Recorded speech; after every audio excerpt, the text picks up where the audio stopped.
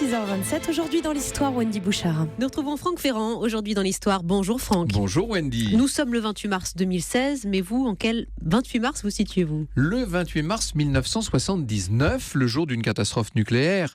Nous sommes en Pennsylvanie, aux États-Unis, à la centrale de Three Mile Island. Il est 4 heures du matin et c'est à ce moment-là que les pompes du système de refroidissement de la centrale tombent en panne. Un incident qui provoque une fusion partielle de l'un des deux réacteurs. Vous imaginez si la situation est inquiétante. Oui, on imagine quand même qu'il y a une procédure pour chaque panne dans ce genre de centrale. Oui, et en l'occurrence, il faut libérer les soupapes de sécurité. Mais les choses ne se passent pas comme prévu. Cette manœuvre va provoquer l'émission de vapeur d'eau radioactive dans l'atmosphère. Donc on évacue la population ? Non, les autorités préfèrent organiser une conférence de presse pour la rassurer. Ah oui. Aucune inquiétude selon les officiels, le taux de radioactivité dans l'air n'aurait rien de nocif. Seulement au fil des heures, les informations qui parviennent aux habitants de la région deviennent contradictoires. La NRC, l'autorité de sûreté nucléaire américaine, communique mal. Elle est ambiguë sur le danger potentiellement encouru. On ne sait donc plus qui croire et par précaution, les femmes enceintes, les enfants sont finalement évacués.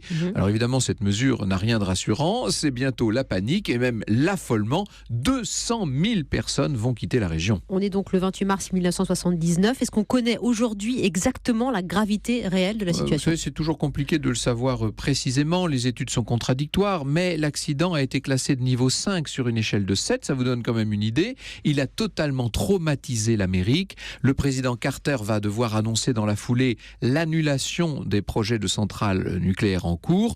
Le programme nucléaire américain marque le pas. Et 7 ans plus tard, c'est l'Europe qui sera à son tour traumatisée avec Tchernobyl. Mais enfin, ça, c'est une autre histoire. Merci Franck. On va vous retrouver à 7h45 pour un hommage à votre maître Alain Decaux et à 14h pour lancer la semaine Marie-Antoinette au cœur de votre émission, au cœur de l'histoire évidemment.